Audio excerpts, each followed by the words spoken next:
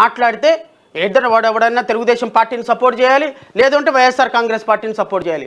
ఎవడైనా డాక్టర్ బాబాసాహెబ్ అంబేద్కర్ మరి 1951లో డాక్టర్ బాబాసాహెబ్ అంబేద్కర్ని ఎందుకు అడగల? ఆ రోజున కాంగ్రెస్ పార్టీలోకి నువ్వు ఎందుకు రాలేదయా? అందుకనే కాబట్టి ఓడిచింది.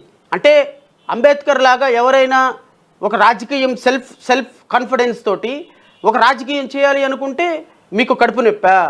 ఆ రాజకీయం చేయటానికి అవకాశం లేదా? 2014 సంవత్సరం నుంచి 2019 సంవత్సరం నుంచి 2023 నవంబర్ వరకు ప్రతిరోజు మీడియాలో రాష్ట్ర ప్రభుత్వం యొక్క చేసే దుర్మార్గ చర్యలను ఖండించాను. నేను మరలా రాష్ట్ర ప్రజలకు చెప్తున్నా, నేను ఒక రాష్ట్ర పార్టీ అధ్యక్షుడిని.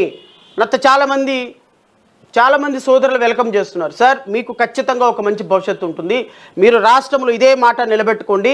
200 కాన్స్టిట్యున్సీల్లో 25 ఎంపీ కాన్స్టిట్యున్సీలు 175 కాన్స్టిట్యున్సీలో పోటీ చేయండి. ఖచ్చితంగా ప్రజలు మీ వెంట ఉంటారు. కనీసం కాన్స్టిట్యున్సీలో 5,000 మంది ఎమ్మెల్యే కాన్స్టిట్యున్సీలో 10,000 మంది మీకు మెంబర్ ఆఫ్ పార్లమెంట్ కాన్స్టిట్యున్సీలో ఓట్లు ఖచ్చితంగా మీకు వేస్తారు. మీ వెనక ప్రజలు ఉంటారు.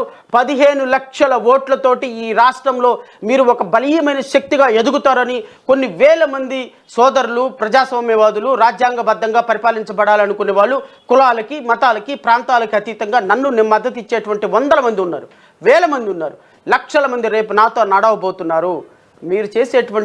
మీరు ఊపేటువంటి ఉడతూపులకు భయపడాల్సిన అవసరం లేదు. తెలుగుదేశం పార్టీ కార్యకర్తలు కావాలంటే తెలుగుదేశం పార్టీ చంద్రబాబు నాయుడు బూట్లు నాకండి.